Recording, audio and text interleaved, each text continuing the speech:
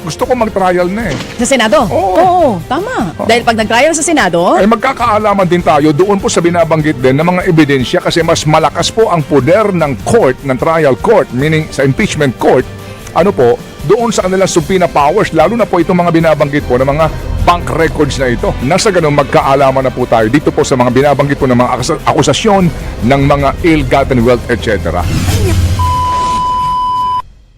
Michael San Juan, isa po sa mga organizer ng Baha sa Luneta.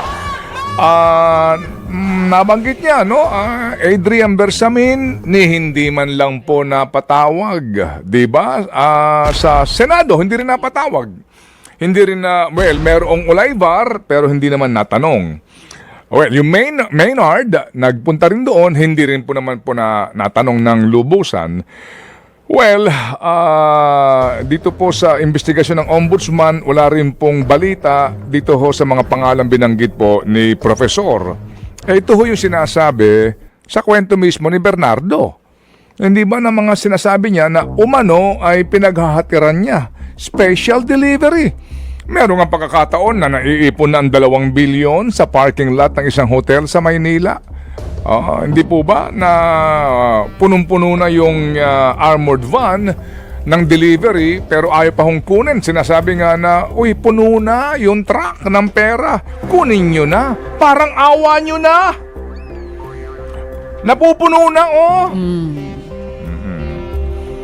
Hindi po ba? May mga binabanggit. Pero bakit nga po parang nawala sa equation? Kasi nga, ang sinasabi, kapag papunta na doon sa Pasig River, para bagang ang lahat walang katotohanan o kaya ang lahat ang lahat po ay parang lumalabas na fake news.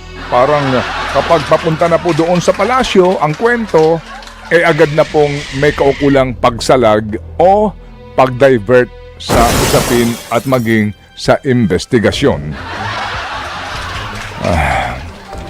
Mawalang galang lang. Kasi hindi naman lahat ng tao sa mundo ay bobo. mahina ito sayang. Anong mahina? Ito mahina ito. Pero tama mga kapatid, kayo po ba? Ano po ba ang tingin nyo sa naging pahayag ni Martin Romualdez kahapon?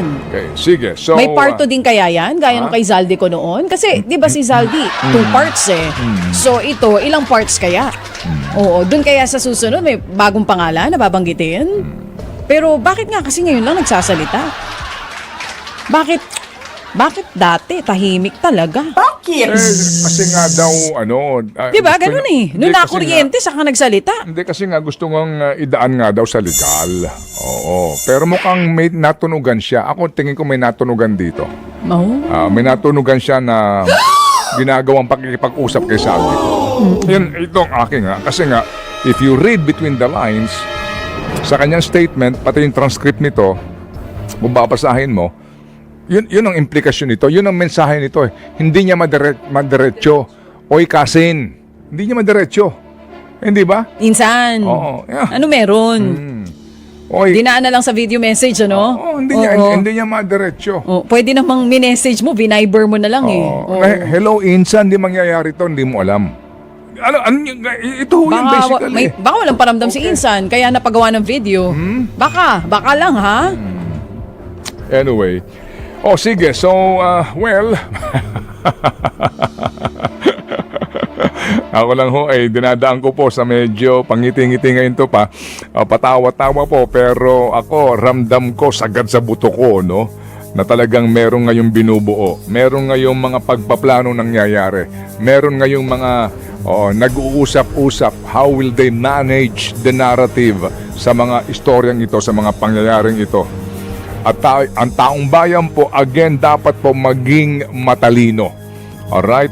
Ngayon, mga kapatid, alas 9:38 na. Laro po tayo mga pabida sa True FM at tayo pinakantabay din sa ating pong reporter dyan sa kamera sa hearing po na gaganapin sa Committee on Justice. Ito po yung pangalawang hearing concerning po naman dito sa impeachment ni VP Sara.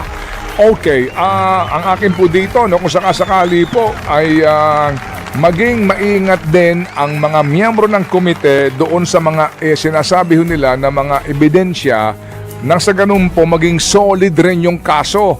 Kasi ang hirap dyan ho kapag kung sakasakali po na magbigay sila ng mga hilaw na ebidensya o mga pinilit lamang na ebidensya, baka lalong baka humina yung kaso. Kasi ngayon solid na eh. Pwede na po mga kapatid eh. Klaro na po yung sinasabing mga akto, mga gawi na impeachable naman talaga. 'Di ba? Yan ang gusto ko i-cut out at saka i-splice eh. Na Hindi ano? na i-splice yung mga ganyang sinasabi mo eh. Alin? Yan, naklaro na. Klaro na. Oo, hindi na i-splice yan boundary eh. ka na ngayon eh. Oo, Yes. tuloy mo. Pwede na ang mismong inihain noon, ngayon kanila pong bahagi ito, solid na, pwede na yan, tatayo na yan. Yes! Di ba?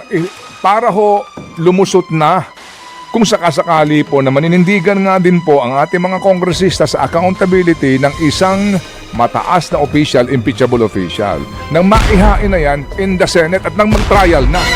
Yan ang tinatawag na accountability cannot be selective. Ano yun? Dapat ang pag-splice nyo hindi din selective, ha? Yes. Isama nyo to.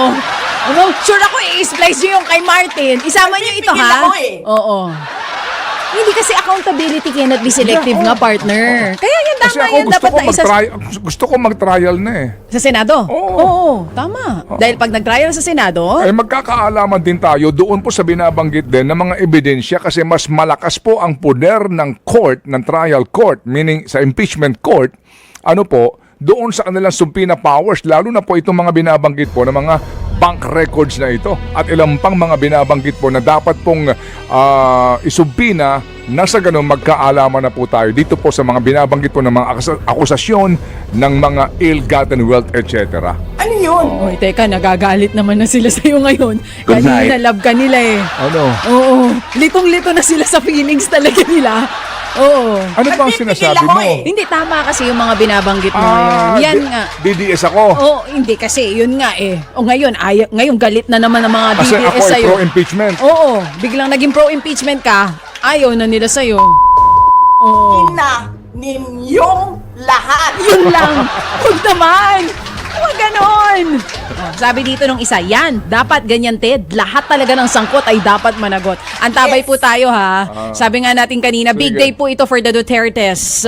Kasi may hearing sa ICC, may clarificatory hearing sa Kamara, at baka may video message ulit ngayon, hindi tayo sure. Teka lang, ha? Oo. Mukhang ang lunch natin ay nanonood tayo ng magkaliwat ka ng hearing. Pero mukhang mauuna naman po itong sa Kamara. Ngayon po pasimula na maya-maya. Yung mamaya po sa ICC, mga bandang alas 5 ng hapon yan. So yung video message, kung ilalabas man ang pakiusap ko po, Ano? mga bandang alas 7, bago po sana kami matulog. Kasi po minsan pag 8 p.m. onwards, hindi na po namin nakikita. Video message Nino. Di baka may bagong video message si Martin. Nino, akala ko. Ano po sino ba? Happy birthday message ba ang gusto mo for Kuya Ram? Happy birthday! I wish you good Syukran. health and happiness. Abangan po ninyo mga kapatid na tayo po naman po ay magbigay po ng kaligayahan sa ating pong mga uring manggagawa. Mabuhay po ang mga ama ng tahanan, mga magulang na nagpapagal po para sa kanilang mga pamilya.